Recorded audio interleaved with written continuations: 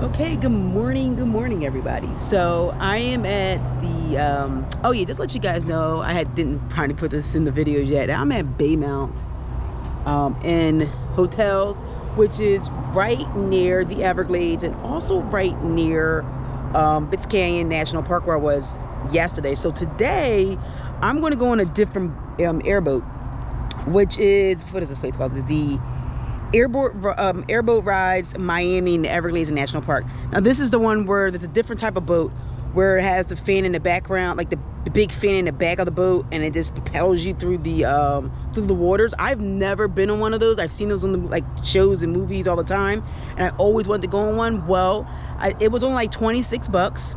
I will put the link in the description box below of this video of the website where I just found this information.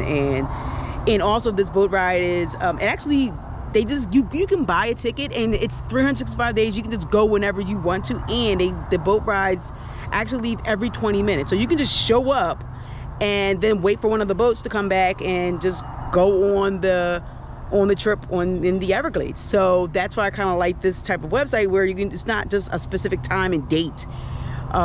It's just that you can just buy a ticket, and then when you come there, you just go. Or you can buy a ticket at the place, but online it's a little bit cheaper.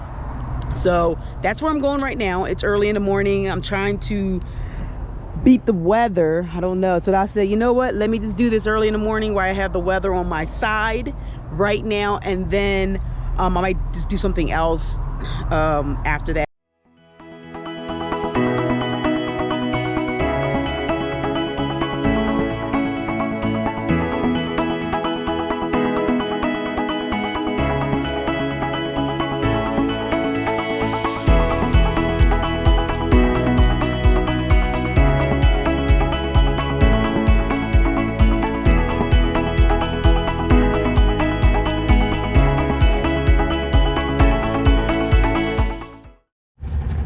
So I made it to the place of the airboat, and this is what it looks like.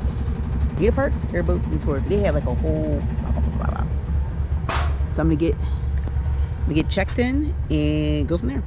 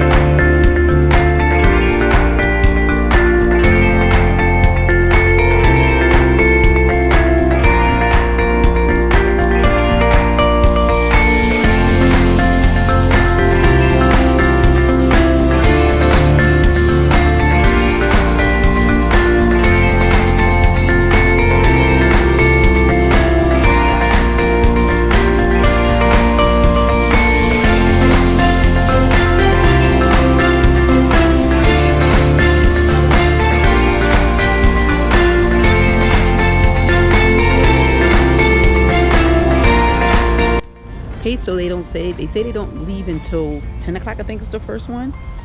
So I'm a little early, but they say they have a pit out here where you can see alligators, and they're out of the water walking about. So let's go see if that is the case. Look at the boats, it's look hot.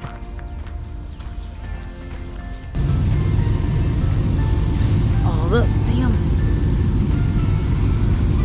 They're live. They're babies though. Keep our distance here.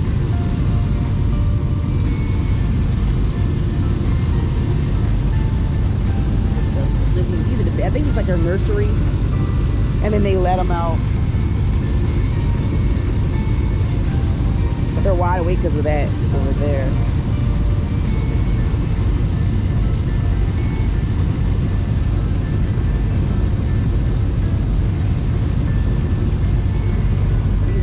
However, there is American crocodiles here. I think at the Bitts Canyon, when I was on the boat tour, he was explaining that they're down by the power plant, like all the way towards the end where Flamingo Campground is. Around that area, there's a power plant near there. And, well, not kind of, sort of, but near it, if you go all the way down that area. And I did not know that there was crocodiles here in America. I just thought there was all in South, in Africa, but that's what they said. They said that we do have American crocodiles here, a very small percentage of it. They were on the endangered species list, and then they were taken off of the list. Then now they're on the I think it's called the danger or the threatened list. I got to see what the level of where it is. Once you're off the endangered species list, you're like the next step down from that. But that was really crazy to see. Like I said, I thought everything in Florida was just alligators, but there is some American crocodiles here, and they do at times coexist with each other, and they're okay with it until maybe food becomes scarce. But yeah.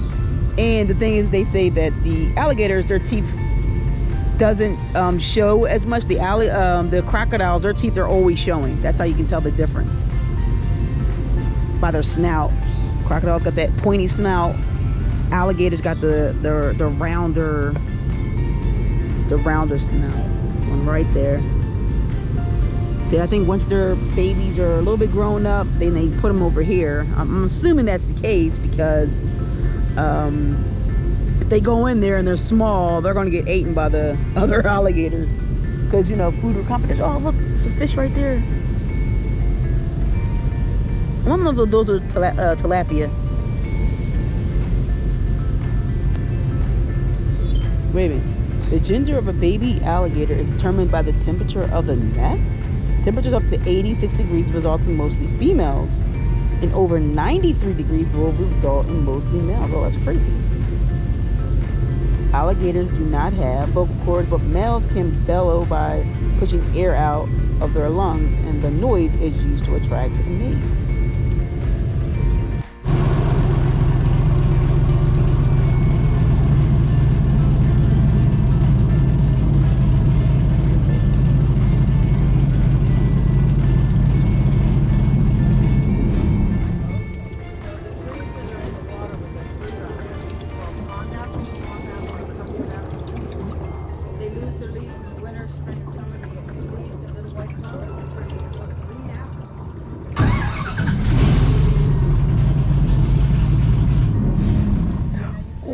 Fish. Big one. On both sides of the boat, there's two bushes here. They're going to be all throughout the tour, but they have that small dark green leaf, round one. They have a fruit on them right now that's starting to come out. It's called the cocoa plum or the hog plum. It's very sweet, and it looks like a grape. When you eat them, when they're green, they taste like sour green apples.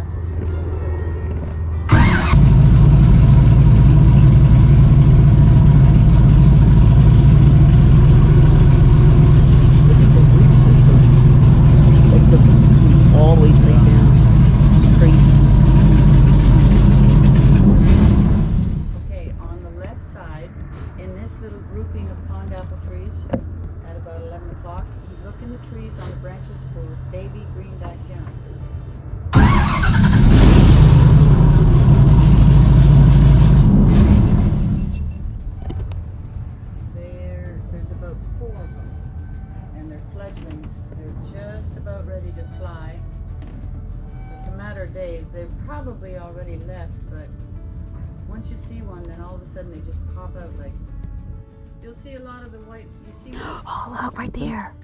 Okay, there's one. Yeah, up in the tree right that's there. Cool.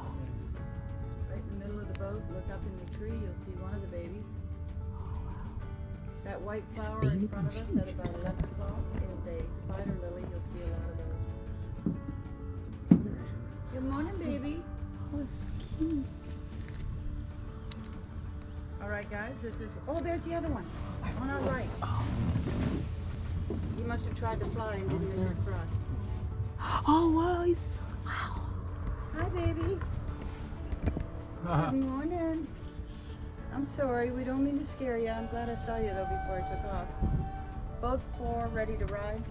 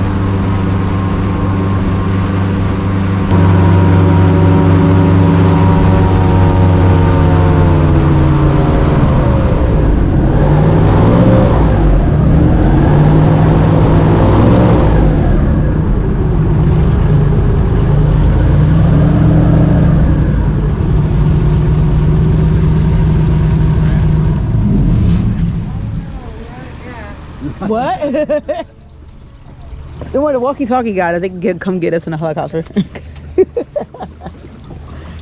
the grass. Can you send somebody out here? We're out of gas. The boats are stopped.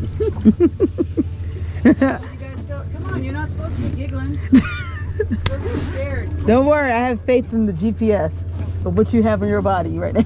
I hope. Well, there's no fun in that. All right, so guys, this is in one circuit. This is one incident where I would really love it if you would indulge me and look at where we are. We're in the Everglades National Park. This is so unique. You can stand up, take a big shot because, well, not behind us. It's all beautiful, no matter which side. It actually is, but it took them 20 years to put this together, y'all, and it was a group of people that just were they never quit. They never quit, and I'm for one, I'm glad they didn't. This is pristine Everglades, and the Everglades is an essential part to our survival here in Florida, South Florida especially. This is all part of our aquifer. This is part of the Biscayne aquifer, and then the Everglades a little farther north of us and to the west. That's part of the Broward and Palm Beach. So it's very important. This water is a river. It's not a swamp. It gets swampy-like in some parts of the winter because the water actually flows in a southerly direction, and it'll make its way all the way down to the ocean.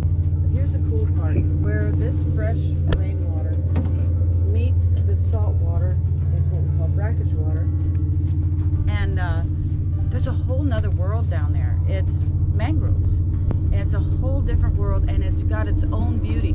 You go a little farther northwest of us, you're going to be in the Big Cypress, another beautiful part of the Everglades. It's just, you can go, and then you go a little farther north of that, you're going to be in the hardwood hammocks. I mean, and each place offers different animals. You know, the reptiles and the birds will stay the same, but I'm talking about mammals will be different.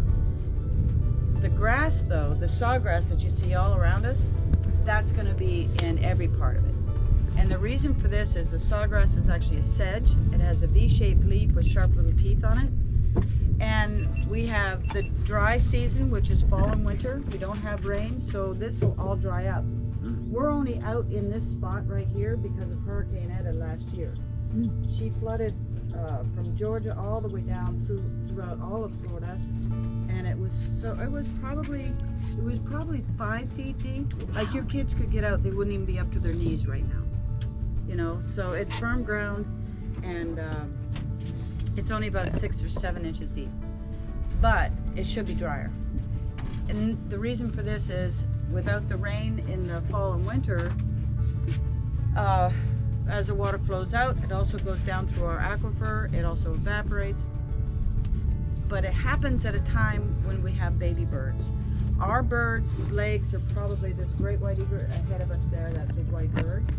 Our birds' legs are black like sticks or green like grass or sticks.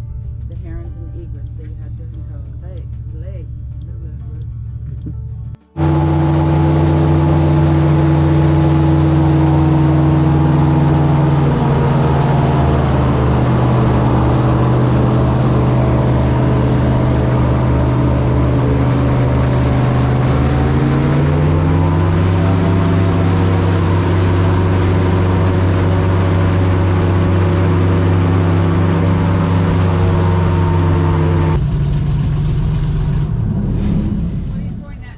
Bird. Ooh, look at that. Okay, that is an adult. Yeah, that's an adult. So greenback beautiful. heron. That's probably one of the parents to the babies we saw this on our way out. Top the trees, pop, pop, pop.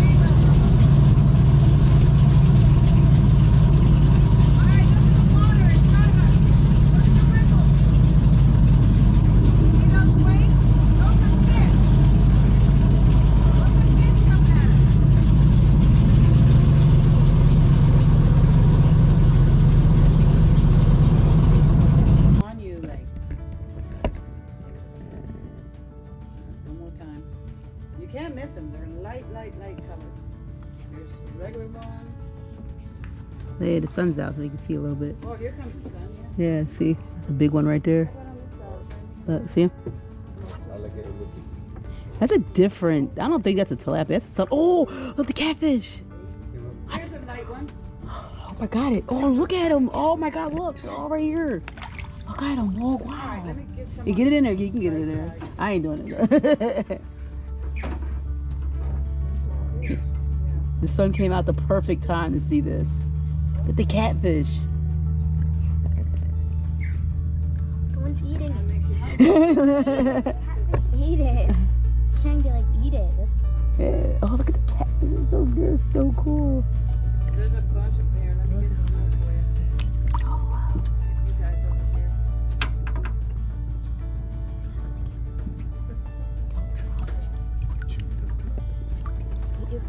Yeah, you just gotta hold it all. Yeah, you're good. Oh my gosh. Look at him. look at that. Catfish tries to eat it. Yeah, I mean, this is. I've only fed one time before, but that was months ago. Look how We had beautiful different they fish are. in here then. Look how they're beautiful. They're big. I ain't trying to hear that noise. You stay over there, noise. Look at that. Wow. There's a catfish. They're huge. Look, another catfish.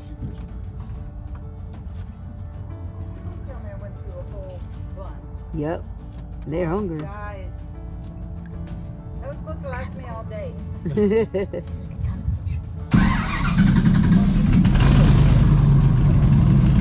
I want to pick it up right now.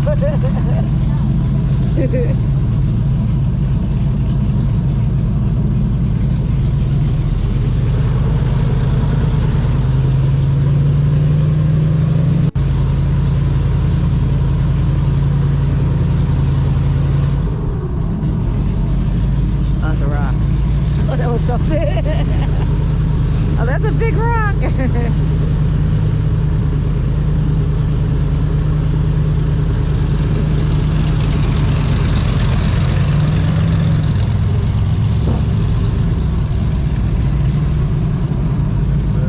Oh, there's another bird. Right there. Oh, there's another one. What? That's a beautiful that's one. That's another adult greenback heron. Wow, it's beautiful colors. Well, guys, on behalf of my, I just figured out where my bread went. I smell toast back here. It must have gone on in my engine.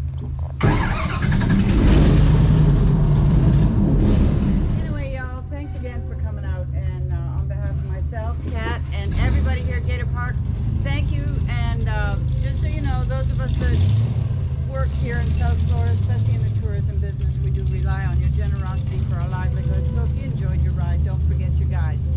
I'll get us up to the dock, get us tied off nice and tight, and then you can start getting off carefully and slowly. Make sure you have all your personal belongings. I'm gonna go by that one spot, if I can, where that alligator was laying up. So you can stand up to get a picture of the alligator, if I can make it close enough to him.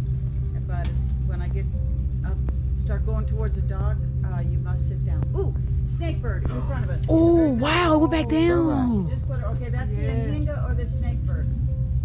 And what they just Yeah. go under for like how long they stay under there? You know, I don't know. That's dangerous. Yeah, they actually spearfish underwater with that sharp beak. Huh. I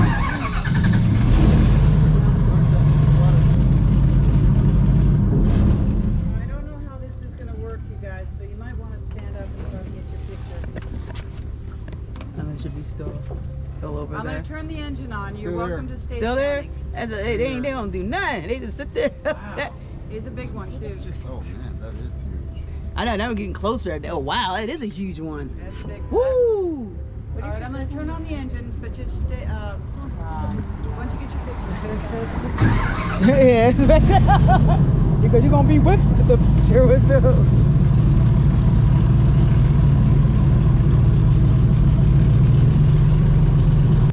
Yeah, they're in Billy's little belly over there. I got things to do. I don't have time for this. Now, we were over here way longer, so John is over here. Thank you very much. Thanks, guys. Enjoy your show. Thank you. For sure. Oh, we got more stuff. All right. Oh, yes, you do. All right. Thank you.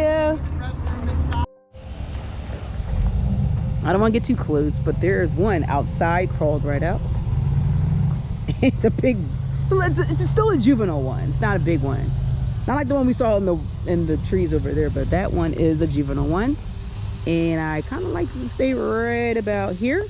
Gives me a couple feet just in case I have to run away like a girl. And trust me, I can become a track star from running away from something. Than the rest of the state. We're more subtropical, so there's a lot of diversity here. We have alligators and we border the tropics. We also have crocodiles. Only place on the planet both exist is the Everglades. The thing is these guys have a lot of differences to them. That's Tessie, by the way, crocodile. So alligator round nose, crocodile pointy nose, small teeth on the alligator, much bigger teeth on the crocodile. It's not more teeth, it's bigger teeth. They're all visible. The alligator has a big smile. He looks happy. The crocodile looks angry. What you see is what you get. The thing is, it's also a different color. There's 23 species of crocodilian. Different colors, different sizes, different shapes of the nose. Where they come from is what they look like. What they eat is going to really depend on what their nose is going to look like. Some crocs eat fish and birds. Some eat wildebeest and zebra. So they're not all the same, you know? Anyway, the alligator and crocodile are very different in many ways, but basically they're both here. Only place on the planet both exist. If they existed together, they'd be in direct competition with each other. In the wild, it would be rare for these two to see each other. These two grew up in my bathtub, still live together in my backyard. They're best friends. I'm an educator, so I take animals to schools, libraries, and summer camps. Zoom. Thank goodness. And the more we learn, the more we care. These guys are best friends. They're also babies. At 6 feet, they're adults. Things are going to start to change. The mentality of this compared to that is day and night. Crocagator doesn't exist either. The alligator numbers 1 million in the Everglades. The crocodile only about 2,000 here. They're limited by range, and they also live on our quiet beaches in Florida. Quiet beaches in Florida. Good luck with that. Oxymoron, you know what I mean? Yeah, so we have more endangered species in Florida than anybody in the continental U.S. The kids that will run the world one day, we love our animals. To save your favorite animal, don't forget about their home. Take care of the environment. The alligator is dangerous, the crocodile is different. Bigger, stronger, faster, smarter, and 100 million years older. Crocodiles have pores in their tongue, allowing them to excrete salt. Alligators are salt sensitive. 2 crocodile species live in brackish and saltwater full-time. Indo-Pacific and American crocodile, often referred to as saltwater crocodiles. It's a very deceiving term. They don't get dehydrated in the ocean, but I've had salties for over 25 years. I've never in my life had a saltwater tank. They still have to drink fresh water. That can live in either or. Now, if they're in the ocean and they get rained on, they can get water from that, but they're usually on the coast where there's canals. Most crocodiles live in fresh water. Big crocodiles eat big salty animals. Big salty. Don't swim in the Nile River. Crocodile's different. Alligator is dangerous. If that's a crocodile, I would not have walked him in there like that. Some crocodiles get big too. 20 feet in Central America and Africa. Indo-Pacific is the biggest crocodile in the world at 23 feet. Crazy. Crazy to think crocodiles are in the ocean right now. Most people don't want to believe this. Yeah, it's... Just when you thought it was safe to go back in the water. It was never safe. Yeah, right. Never was, right? Never was. So the thing is that you can watch on your phone, actually, crocodile and shark feeding side by side in the middle of the ocean. And you can watch a crocodile and manatee that hang out together in the Keys. They're like buddies. Yeah, I was kind of worried about, like, do the manatees and because the crocodile, like, I was Not eating a manatee. Not here, bless you. Okay. Because they were talking about they were by the power plant, and I just saw like a manatee like around the Biscayne. Fish, turtles, and birds here in South Okay. Florida. Okay. All right. I was kind of a little thinking about that. Yeah, the same species in Central America is different. Okay. There's subspecies to the American crocodile. It's tropical, and it will actually range the saltwater crocodiles from tropic to tropic. From here to Peru, from northern Australia to Southeast Asia, you can find crocodiles in the ocean. And it's crazy to think, hard to believe. Yeah. Crocodiles in the ocean. You can watch crocodiles eat bull sharks here in the bay all day long. Jesus Christ. The bull shark is one of the most dangerous. Charlie, would you mind going over there and saying hello to everybody? No. Oh, okay. You don't mind? Kind of do that one? I know. Say, hey, I'm Charlie, and Right there. On my 12-step plan. It's gonna sit right there. Like, I'm done. Yeah, he's pretty gentle. He knows we're not here to have a fight. If he thought that that was the case, there's no way he was walking in here. We'd have a fight right out there. They would have all tried to attack me. And the thing is that they know we're not here to have a fight. He's still very dangerous. That could squeeze with 1,000 pounds per square inch. Not to mention, they don't hunt big animals. They're sensitive to salt. This is really not on the menu. But what makes them so dangerous is that they're opportunistic and they're all over Florida now. They're not afraid of people. If you live here and you have a lake in your backyard, then this is your neighbor. And the lakes are all connected. 1 square mile goes from one lake to the next. People see them every day. It's just Charlie from the neighborhood. You have a barbecue in your backyard one day and old Charlie pulls up and somebody gives Charlie something to eat. This is what makes them dangerous to all your neighbors. They crush small animals. You can see touching him on his nose, he's not turning around trying to bite me. He does huff and puff, make a lot of noises, right? Yeah, all alligators do. They're very vocal. They sound like grumpy old men. When he doesn't want to be in here anymore, nothing's stopping him from walking out. Because if I try to prevent him from walking out, he's going to get angry with me. That little hiss you heard turns into a growl. He'll growl at you. You don't have to be Dr. Doolittle to understand what he's going to tell you. Personalities, but even the sweetest alligator in here bites. And I'm sure some of you are very sweet, but don't forget the sweetest person in the world still woke up one day in a bad mood and expressed with their mouth how they feel. Same. It's a living, breathing animal. There's tolerances you need to learn. Otherwise, you find out the hard way, that's for sure. Now, the bones you see on their back here, that armor plating, that's more like a built-in solar panel. These are actually porous bones with blood vessels. Cold-blooded reptile that lays in the sun to warm up. The body temperature of this animal has to be about 86 degrees to digest food, but they can sustain freezing temperatures. Crocodiles can't do this, alligators can. You can see alligators frozen in lakes throughout the southeastern U.S. Nostrils don't freeze, they shut their body down, they go into formation. When they get to 86 is when they can start to digest. When they're warm like us, they want to maintain it. If you see him in the sun with his mouth open and tongue drooping, he's gathering and releasing heat. We sweat, dogs pant. Normal regulation. Helps to cool their body off. You guys can head straight to the back. The tail's for swimming, by the way. They get angry, they'll use that as a weapon. Yeah, but what they generally do is they fold their legs to the side and they use it like a propeller on the boat. The feet are semi-webbed on crocodilians. It's more for walking through marshy areas and whatnot. But that tail can also be used as a weapon. Get him angry, he'll try to bite you and hit you with his tail. That tail right there, break bones. He can also run about 10 miles an hour. I mean, he won't, but he could. He wouldn't chase me anyway. I never wear the color red out here. They're attracted to red. Everyone's like looking at themselves like, wait a minute. What you got on your feet there, bud? Some rare Crocs. Where am I? Hey, some crocodiles can actually run up to 20 miles an hour. Wow. Different species, different capabilities. You know, you also have different attitudes. The Nile, American, Indo, Mugger, and Siamese crocodile are the 5 real big dangerous ones, right? But if you walk into the enclosure of Cuban crocodiles, you're going to get to see what velociraptors are all about. There's levels to this. On the other end of the spectrum is the laziest of them all.